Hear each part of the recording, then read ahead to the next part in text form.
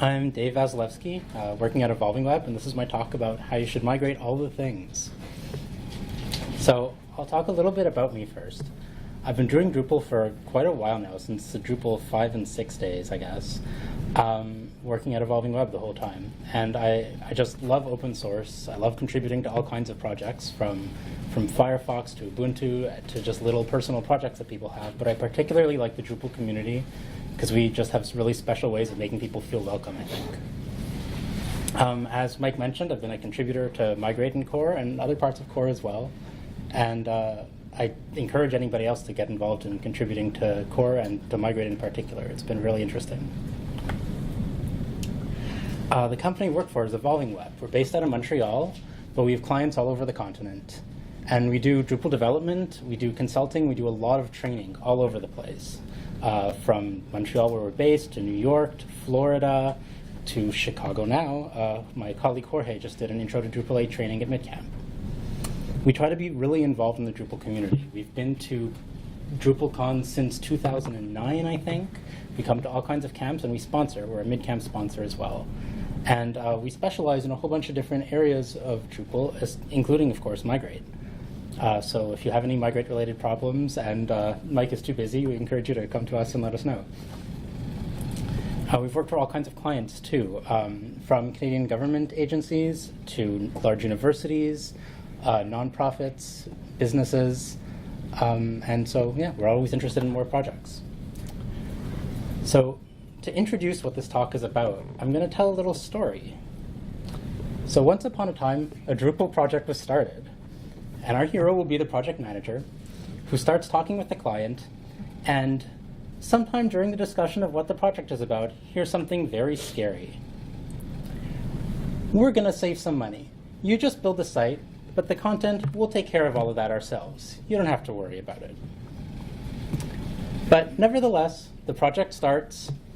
The schedule says that there's going to be a finished, empty site 2 weeks before going live, so content entry can start. And so the project manager builds an IA, an architecture. They build wireframes and mock-ups. They create content types, create views. The development team writes code. The themer writes a theme. And you end up with a pretty beautiful site that's just missing content. And then the content happens. Clients' idea of what content they need when they're talking to you at the start of a project is just not always how it's going to end up in the end. There's so many different things that can go wrong that just look different from what you expected. Sometimes you have a body field that ends up full of nothing but images, because it really should have been a multi-valued image field. You end up with relationships that nobody thought existed that end up just being internal links that break anytime the path of something changes. You could have, sometimes you have too much text, and what you thought was going to be 100 words in a view ends up being a novel, and that doesn't make it look very nice. There's all kinds of things that can go wrong. And so this is an example of a terrible content workflow, which you please should not ever follow. The solution that we try to do in situations like this is usually something like this. As soon as we talk to the client about the IA of their site, about the information architecture, we figure out what the content types might be, and we set up the client with a bunch of spreadsheets with fields already defined by us, columns defined by us. And then we tell them, fill out the rest of the spreadsheet. Here's an example of one of these items of content. And then once you've filled it out, we'll migrate it into Drupal. We'll use the Migrate module to import it. And so what this gets us is, first of all, it makes sure that the client writes content quickly. Because if you let them wait until there's a site ready for them, the site's never going to launch on time. They're going to spend weeks and weeks writing content and learning how to use Drupal, too. This way, with the spreadsheet, they use a tool that they already know. Pretty much everybody has used a spreadsheet at some point in their life. They have to get it done quickly, because you can give them a schedule early on, before the site's ready. And you get a chance to check if the information architecture of the site is correct. If there are fields that are missing, or fields that are extra, or just anything that doesn't look right, you can tell early on and fix it. You don't have to fix it with a week left before going live. And finally, with a workflow like this, because the data all lives in a bunch of spreadsheet files somewhere, every developer can have their own full copy of the site, which they can play with and mess up, and it doesn't hurt anybody. Nobody has to worry that the developer is going to work on something and mess up the staging site where the client's entering content right now. So it gets you a lot of different things. And this is the kind of workflow that I think helps you make your site a success and that you can implement with the Migrate module, and that I think will make everybody's life happier. So if I'm going to talk about Migrate, I have to tell you what Migrate is. So who here has used Migrate? Yeah, Mike's used Migrate. And who else has heard of Migrate? Okay, that's good. So that's most of the room. But just to make sure everybody knows, so Migrate is the system in Drupal core now, and lets you import structured data into Drupal. Usually that means entities. In a few special cases, that means other things. Data can come from all kinds of different places, often spreadsheets or CSV files, but it can come from databases, it can come from external APIs, like other sites that you might be using. It can come from all over. It's part of Drupal core now, and because it's in Drupal core, it uses all the normal Drupal facilities, like plugins and classes and interfaces, and so it's very extensible. You can add things to it quite easily. And one thing I really want to clarify is what Migrate isn't, because some people hear the word Migrate and they get some ideas. Migrate is about content. It's not about taking code that works on Drupal 7 and making it work on Drupal 8. Usually we call that porting. So if that's what you thought Migrate was, sorry, you might be at the wrong talk. Migrate's also not just about upgrading. It's useful in upgrades from Drupal 6 to Drupal 8 or Drupal 7 to Drupal 8, but it does a lot of other things too, and it's part of what this talk is about. So there's a lot of sources of information about Migrate already out there. If you do some Google searching, you'll find lots of things. Some resources I really like are a bunch of blog posts that my colleague wrote at Evolving Web. And Mike Anello gave a talk at DrupalCon New Jersey, Drupal Camp New Jersey this year, which was very good if you prefer video. So these are ways that you can learn about what migrations are and how to write them. That's not really the focus of what I'm talking about right now. This talk isn't about how to start writing migrations from a technical point of view. I'm going to talk a little bit about that, but this talk is more about why do you want to use Migrate? And when do you want to use Migrate? When's it a good idea? Most of us, when we think about Migrate, we think it's really good for upgrades from Drupal 6 to Drupal 8, which it's true. It's very good at that, but that's not the only thing. And people think it's good at moving from legacy sites to Drupal. But there's all kinds of other things that it's really good for, new workflows that I think I've used a few of them and really like them, but also maybe you have ideas for other ones, and I'd like to start you thinking about that. So that's why I want to encourage everybody that you shouldn't just migrate things that feel like migrations, that feel like they belong with Migrate, things like an upgrade from Drupal 7 to Drupal 8, but you should really migrate all the things, or at least many of the things, because I'm also going to talk about when you really don't want to use Migrate. Sorry, Mike. So we just talked about this content-first workflow, where when you start a project, you generate you get the client to give you content right away at the start, as soon as it's feasible, instead of waiting until you have a full site built. But let's talk about how hard that is to implement, because we talked about all that you get from it, all these benefits. But if you end up spending weeks and weeks of work making that happen, it's not going to be worth it. So I'm going to go back and show you just a very brief 3-slide introduction to Migrate, so you can see what it's like to implement a very small workflow like this. So in Migrate, there are 3 major parts: a source, a destination, and a process between them. The source of a migration is code, is a class that takes some data from somewhere. In this case, I'm going to use a CSV file, which is a kind of spreadsheet as an example. And it turns it into rows of data. So this is a list of rows of me and some of my colleagues. And each row has columns that talk about what each individual column means. So Dave is my first name. It's not my job, surprisingly enough. The destination takes rows of data, and it turns them into something in Drupal, in this case, maybe users. Generally, but it could be nodes, it could be taxonomy terms, all kinds of things. And then if you look at this, you see that these rows aren't the same. In the first set of rows, the first and last name are separate. In the second set, they're together. In the first one field is named job. In the second one, it's named field job, because it's sort of Drupalized. So you need something to connect those, and that's what the process does. It provides a kind of mapping or data munging facility that lets you turn rows into new rows that are slightly different, or even very different.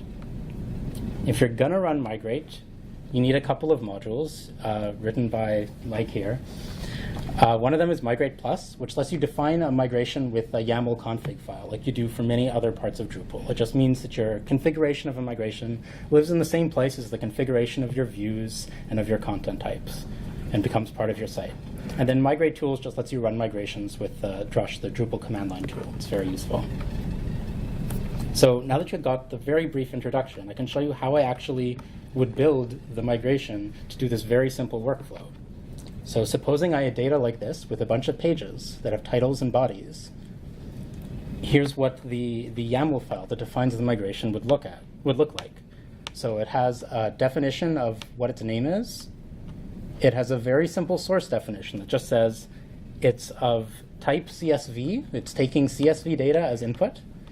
Here's where the CSV file lives. It's got a row of headers, and the unique ID of each row, the thing that identifies each row and makes it special, is the title. It has a destination that says this content is going to become nodes, and the nodes will be of type page. And then it has a process, which is the part that does the mapping. It says that the title column here goes into the title of each node, and the body column here goes into the body of each node. This is a really simple implementation. This is basically the complete implementation of what you would need for a content type page for this content first workflow. And we get all these benefits from it, like the ones that I showed you before. So this is a lot of benefit, and the implementation time for somebody who's done migrations before should be like about half an hour for this. So in this case, it's definitely worth it. But you do have to consider some potential problems. One is that when you're doing this content first workflow, sometimes you'll have a content type that's really, really complicated and that is not this simple to define in a spreadsheet. So for example, if you have some multiple valued fields in a content type, it's going to be harder to do in this particular way, though there are other ways to do it. If you have a content type and there's only two of it in the whole site, two entities of that type, you probably shouldn't build a migration because you could just type them in about a minute. And the other reason to really be careful with this workflow is that spreadsheets can be too simple. And sometimes that's great because it keeps your clients focused on the content that you need and on tools that they're used to. You don't have to give them a whole Drupal training before they start entering content. But it can also be bad because there's a lot of things that don't work well in spreadsheets. Adding images to spreadsheets, it doesn't work. And having content that uses relationships doesn't work very well in a spreadsheet because you can't keep things consistent. So for example, if you have nodes that mean employees, for example, and other nodes that mean companies, and each employee needs a company, it's really hard to define that in a useful way in a spreadsheet that won't get mixed up when you change the name of a company and everything breaks. So we talked about why spreadsheets are too simple, but because they're just not a very powerful way of managing content. But thankfully, we do have a more powerful way of managing content, and it's called Drupal. So you can actually do the same content-first workflow, but in Drupal. Drupal is all the things that you need for this. It has rich content, it has images, it has entity references or related items. And you don't have to build your whole Drupal site before you can start collecting content. You can build a very, very simple content staging site, as we usually call it, that just says, all it has in it are content type definitions, a bunch of fields, and maybe some views so you can easily see what content has been created. But you don't have to have all your custom code and a very pretty theme and interesting contrib modules that give you interesting behavior for this. All you need are a bunch of fields. So you can set up a site like this very quickly and tell your client to start putting data in. And they can put in data that does complicated things, that has images, that has multi-valued fields, or that has references. And just like before, you can migrate it into Drupal. It has all the same advantages of a content-first workflow. It still is a content-first workflow, but you're just gathering your content in Drupal this time. So how do you do this? Because in our spreadsheet example, we were using, spreadsheets can export to the CSV format, which is really easy to migrate. It's really easy to use as a data source. But a Drupal site doesn't export to one easy format. The solution to that is that in core now there's a new module called REST in Drupal 8, and it adds a new display type to every view that produces JSON as output, which is a JavaScript serialization format. It basically lets you turn nodes in this example into a computer-readable format that Migrate can read. So you can just add a view and do all the normal things that you would do to build a view if you know how to build views, and you'll get output that Migrate can read. So that part's actually really simple. Another thing that's hard, though, is once you have relationships, how do you connect everything up? So for example, here we have a bunch of employees and a company, and the employees are related to the company. But as far as your spreadsheet in this case, or your Drupal, as far as these data sources that you have, the JSON sources that you have are concerned, they're not really connected. They're connected by a name, but not in a real way. And when you import them into Drupal, you want them to be truly connected by a unique ID. And so you have to be able to arrange that Migrate does this. So before, when I showed you a migration, I showed you very simple mapping of body to body and title to title. But Migrate supports all kinds of other ways of munging data. They call them process plugins, and there's a giant list of, I think there's like 25 in core right now. So there's a lot of them, and you can write your own, and there are others that live in contrib modules too.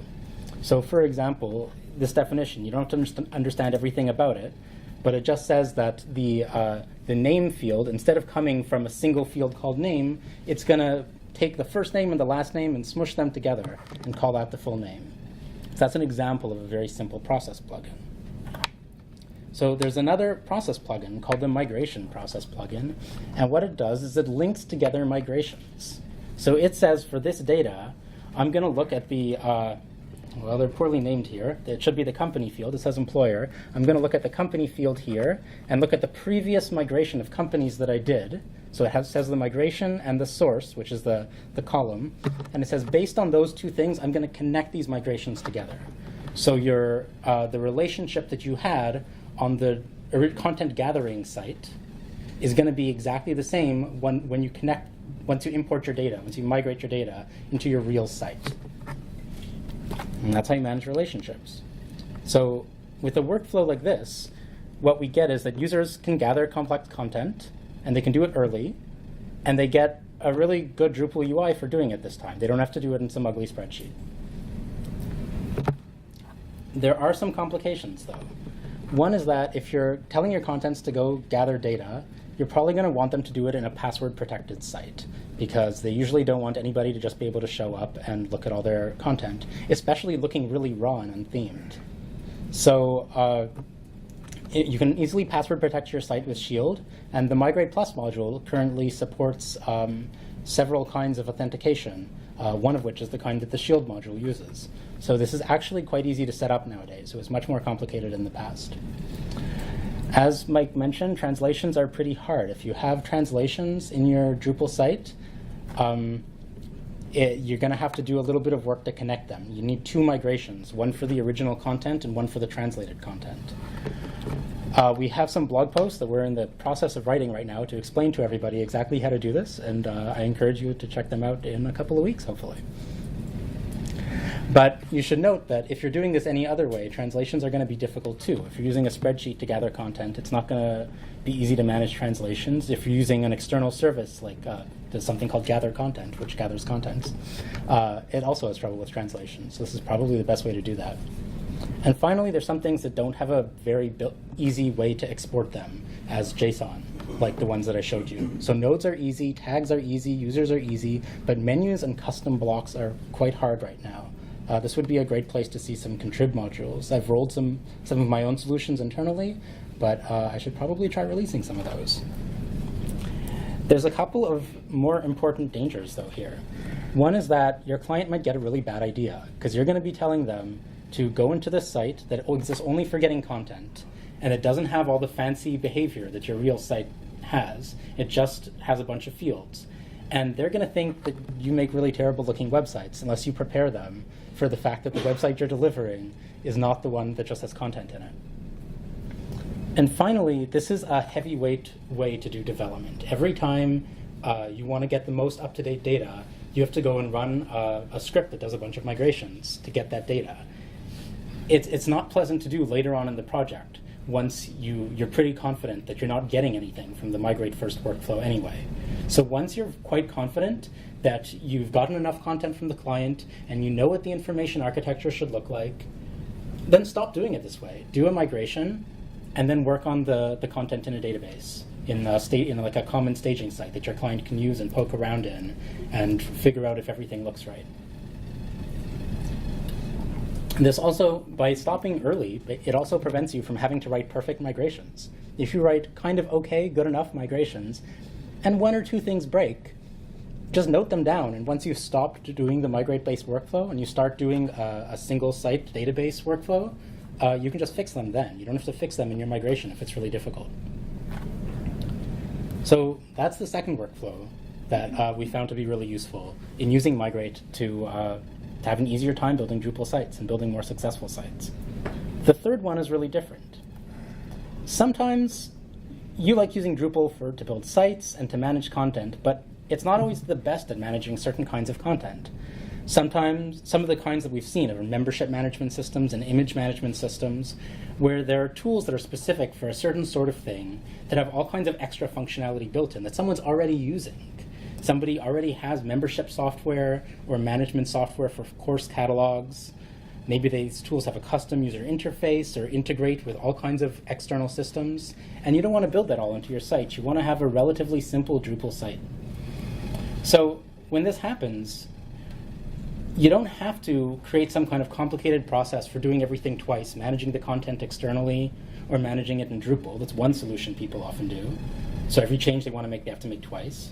The other thing people often want to do is use an API or some way to talk to this external system and get the data right away when somebody asks for it. So if somebody asks to see an image, you go and make a request to some other site and you get the image. And that means you have to write your own custom integration code. It means that this data doesn't live in Drupal, so you can't do things like put it in views. And it is doing all these external requests, so it tends to be really slow. So the solution that we found can be really good is to keep managing your data with the external system only, but just keep Drupal in sync with it. Migrate it all into Drupal and then keep it up to date all the time on a regular basis. So it might seem a little bit weird to do this with some of your content, because Drupal's a content management system. It's supposed to manage content. That's what it does. But it's not so crazy, because we already have all these layers in Drupal. And sometimes we say, you know, if you think about this as a body, I'm just going to cut the top off and call it headless Drupal. We don't really need rendering for a certain project, people say sometimes. And so we can do the same kind of thing, but the other way around. We can take out the content part and say that Drupal's going to manage displaying things and permissions and all these other things that Drupal is very good at. But at least some of the content, we don't have to manage it. So I don't know if that makes it footless Drupal. So let's talk about how to do some of this stuff. These are different from the migrations we talked about before, because the ones before were one-time migrations that you can run, and then you can just wipe all the data and run them again. But these have to live on a real site where you can't just delete all the data while your migration runs. You have to keep it in sync even once it's in production. So these are recurring migrations. They run it again and again. Some things have to change. We have to now update what's changed and only what's changed. We don't want to update every single node on the site every time we do a migration, every time we do a sync. We have to delete things now when they go away in the source, which Migrate doesn't do out of the box. We have to trigger these migrations to run without requiring somebody to sit at the command line and do that. And finally, we have to make sure you don't make mistakes, because it's going to be happening on the production site. So the first of those, only updating what's changed, is really easy. We call that an incremental migration, because it only migrates a little increment of your data, not the whole thing. And to get that working in Drupal, you just have to add one little thing to your migration YAML definition, track changes. And that tells Drupal to take care of it. This way of doing it will not work well if you have millions of items that you're migrating. But if you've got a few thousands, it works, and they're not too expensive to get the data from, it works quite well. Next, we have to trigger migrations without a command line tool. We have to make them, either they have to run automatically every day, let's say, or a user has to trigger them, as to say, oh, I have the most recent dump of data from our membership system, and I'm going to put it in Drupal. And that gets more complicated, because we're used to thinking of Migrate, if you've used it before, as a little bit like magic, that you make this YAML file, and you stuff it into Drupal, and then you run a command, and all your content's there, and it happened. But Migrate is really, it's just part of Drupal. It uses the same techniques as all the rest of Drupal does, and you can use it in other ways quite easily. So this is what it takes to get a migration from inside Drupal and start importing it. The point isn't that you should read this code and memorize it. It's that this is just 4 lines of code. You don't have to be scared of doing this anywhere. So you can put this in a submit handler for a form and just have it run a migration. Or you could put this in a hook cron and just have it run automatically whenever a certain time comes up, a certain time of day. Another place where we have to learn that Migrate's not magic is talking about the source. If your user is uploading a source data, then it's going to be a different file every time. But migration definitions, they usually have a single line that defines what the source is, the one source. And here we want it to change. But it's not too hard to do that either. We can just say, in this case, I'm looking at a form, and I go get the path of a file that the user uploaded, and then I just stuff it into the migration, and then I can run the migration the same way I did on the previous slide. It might... Don't forget to save at the end. We found that it works best when we don't actually, because we don't want to change the config. Running it immediately. Yeah, we just run it immediately, and then we're good. But thank you, that's a good point. But yeah, so we just do this on our sites that use this pattern, and so that lets you upload a file and keep all the old ones around. So you can even revert to them if you build the right UI for that, which is really useful. Then you want to make sure you don't make mistakes. And one of the ways to do this is to provide a dry run facility to let the users see what's about to happen before they run the migration. This does not exist in core yet, unfortunately. It would be great if we could get it there someday. But this is really important because you don't want somebody to upload a file with an encoding error or something in it and change every single thing on your site in a bad way. But again, Migrate's not magic. And then you can look at the source. Remember, the source takes data from somewhere else and turns it into rows. So you can just extract that source and look at the data that it gives you and figure out what it's planning to do with everything. I've written a little script to do that, and the link goes there. And it's not that complicated. It's about 50 lines of code. And so this is something that you can present to the user and tell them, hey, you're about to update these 2 nodes here, and you're about to create one new one. Is that what you think you're doing? And this makes sure that when you build a workflow like this, a mirroring workflow, the client perceives it as a benefit and not as something that's going to ruin their site. So one aspect of that is that in core, Migrate never deletes anything when you run a migration. But we just saw that you can do a dry run and see what's going to be deleted. So once we do that, we can just delete the things that were going to be deleted. So it's perfectly possible to add this, and we've done this to some sites which are in production, and it's working fine. The only thing is, again, you want to be really careful, because if somebody accidentally uploads an empty file, you probably don't want to delete all the users on the site. That would be bad if you're syncing users, for example. So you want to check if the data looks reasonable before you just run the migration. An important part of this is figuring out what's wrong when something goes wrong.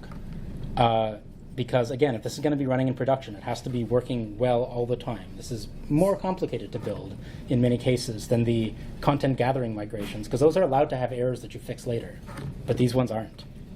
So there's a module called Migrate-devel that prints every row before you do a migration. And that's really useful to just see if the data that you're importing is what you expected. There's some tables in the database you can look at if you're really having a lot of trouble. But really, you should tell your developers to use Xdebug, the debugging tool for Drupal in general, because stepping through migrations is by far the easiest way to debug them. So once we've done all these implementation steps, which aren't super simple, but they're not super complicated either, what we get out of this is that we're using the right tool for the right job. The client is able to use the tool that they're used to and that's designed for their specific kind of data, often with another company that's much bigger than Evolving Web is supporting the software, and use that to manage some of their content. So if they have a membership management system, they're never going to accidentally do something weird with their members because you implemented it in a week. Instead, it's going to be some other company that implemented their management system and spent years on it, and that make sure it's all working right. And then we don't have to write any weird integrations that use external APIs. We just do one sync into Drupal, and that's all we need. There still are some things to be wary of. First of all, as I mentioned, you have to validate your data. You have to make sure you don't accidentally ruin the client side at any point, because that would be bad. When you do this sync pattern, you're doing a one-directional sync. And that's good because bidirectional sync is impossible. We've done it before when a client insisted on it, but it's always going to be really fragile, because what happens if somebody makes a change on one side, on the Drupal side, and somebody makes a change on the other side, on the, let's say, membership management system. And then you try to sync the users, and they've both changed. What do? You end up having to build some kind of crazy conflict management system. Just if a client ever wants it, you have to tell them no.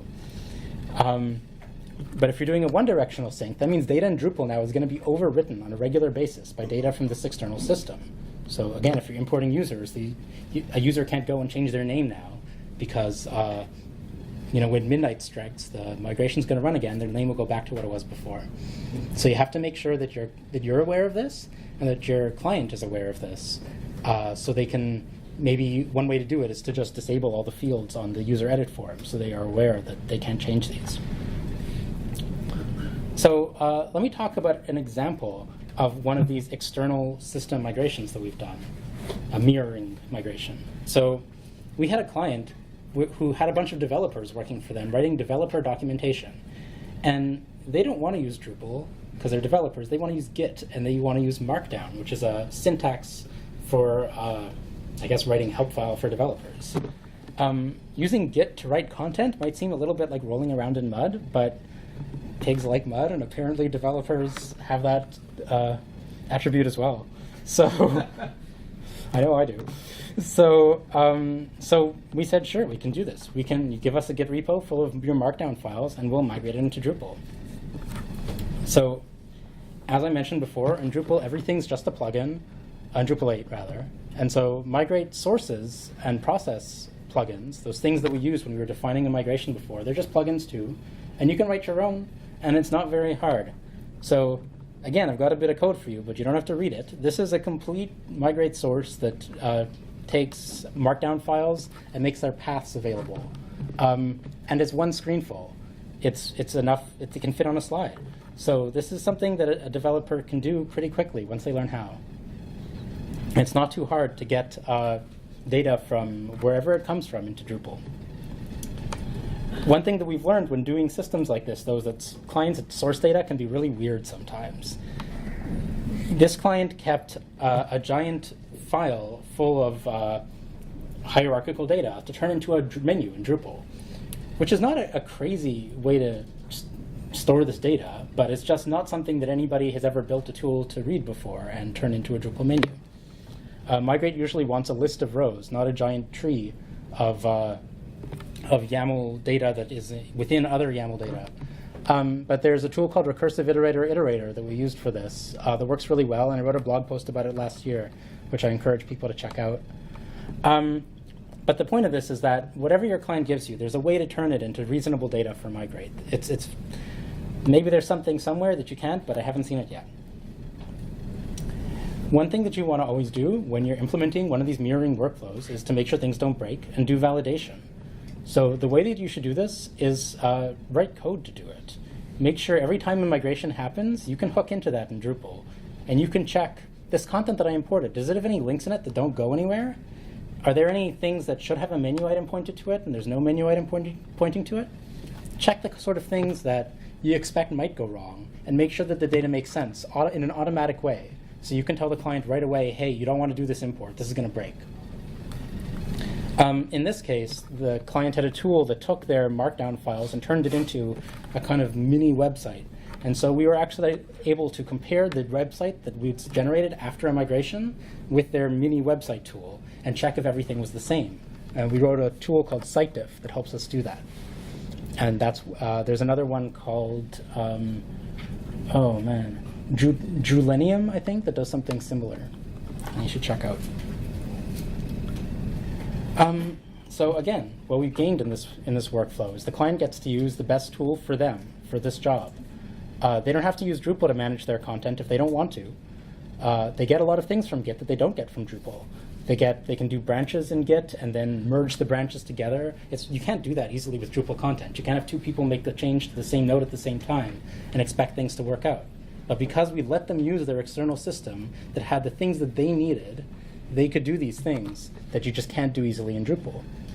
And then to edit Markdown, they could use whatever Markdown editor they like. Right now there's a module that does Markdown in Drupal, but it breaks a lot. And it's much easier if you just let the client use a tool that they're comfortable with. And a bonus of this is because they're using Git, they can just revert to a different branch or a different commit and run the migration, and they get an earlier version of their site. So it gives you pretty powerful capabilities in Drupal you wouldn't have otherwise. So the final area I want to talk about is partial upgrades, the final workflow. So normally when we talk about doing an upgrade from D6 or D7 into D8, we talk about upgrading the whole site, that all the content and all the configuration on the site is going to go into a new D8 site, and then you'll take it from there, and you'll turn it into what you want. But if you have an old D6 site that's been sitting around for 10 years, it's going to have a lot of cruft on it. Old fields that nobody's using anymore, content in weird formats that nobody even knows what's in it, taxonomies that haven't been used in years. There's all kinds of stuff that you probably don't want on the new site that will just complicate things. And then the techniques we use for building websites have changed a lot in 10 years. You probably want to have use new technologies like paragraphs, perhaps, to build your content. You probably want to have a different sort of layout because people need responsive sites now, and back 10 years ago they didn't. And so just running a simple upgrade, it doesn't always do what you want. It leaves a lot of stuff that you don't need. But the alternative, building a new site from scratch, means rewriting all your content. So the solution that we found is to do partial upgrades. You do build an upgraded site from scratch using new practices, and you build all the content types, but you don't put all the content there yet. You can keep the content from your old site, but only the stuff you need, not the cruft. And there's actually a shortcut in Drupal now to help you do this. There's in the Migrate Upgrade module, which is part of core now, or is this in Migrate Tools? Migrate Tools? Migrate Upgrade is its own module. Is its own module now? Okay. Yeah. Thank you. So you can run this drush command and tell it configure only instead of just, if you don't give it configure only, it'll actually do the migration. This way, it'll just take all the migrations that it would have performed to upgrade the site to Drupal 8, from D7 to D8 in this case, and it'll turn them into configuration, which you can export as YAML files. So this deals with all the complexity of doing the migration, because if you have a lot of relationships and multi-valued fields and weird sorts of content, it might not be obvious to you right away, how do I write a migration to do that? But this will write a migration for you, essentially, to migrate each type of content. But then once you have that, most of these you don't want. You don't want the image styles from your D7 site to be on your D8 site. So you just delete almost all of them. You save the 2 or 3 that you're interested in. So maybe you want pages from your old site to be on your new site. So you save that file. And maybe you want taxonomy terms to be on your new site, the tags. But everything else, everything you're not interested in, old content, old users, old taxonomy terms, and configuration, you can just get rid of all of that. And then the ones that you keep, again, they have all the hard parts, and you can modify them as you need it. So for example, if you're not migrating users, you probably want to take the UID out of these migrations, the user ID, which says who is the author of this node, because it's not going to be useful without a user who actually represents that author. When you do this, there are a few things that get complicated. The file migration from a D6 or D7 site to a D8 site includes every single file on your site. If you have large files like videos, this could be giant. It could take forever. So it's possible to keep only the files that you're interested in. For example, if you're migrating pages, maybe you only want to keep images that somebody refers to in one of those pages, but you don't care about the rest of the files on your site. So you can do that in a couple of different ways. You can do it by writing a custom source that adds an extra filter, or you can do it by actually keeping each image, like migrating each image as you migrate the pages. Every time you see a page, you look at what images are there and you import them too. And I wrote a blog post about that second technique, which I encourage people to check out. Another thing you have to worry about is because you're throwing some things out, you're going to have broken links. This is always a problem when you do any kind of upgrade anyway, because if you're going to change anything, links are going to break. But it's a particular problem this time because you are explicitly throwing some things out. You want to make sure that when you're throwing out almost all the migrations, you keep the URL alias migration, so that at least your files, your pages rather, all of the right alias, all the right path. And then you want to have a plan for adding redirects once you throw out data. You should try to figure out what are categories of data I'm throwing out. So if you're throwing out the users and you're not keeping those from the old site and you're going to create new users, then, yeah. Oh, thank you. Then you probably want to make a note to yourself that after you've run the migration, fix all the users. Add redirects for all the users. And you want to check afterwards if you have broken links. Our tool, SiteDiff, can do that for you.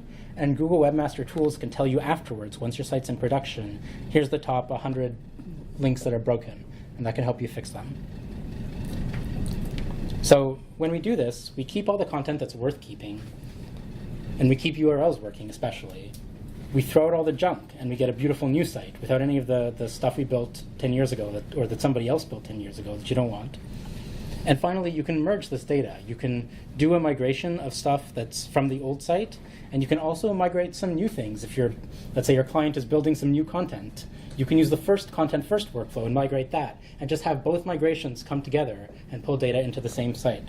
And that works quite well.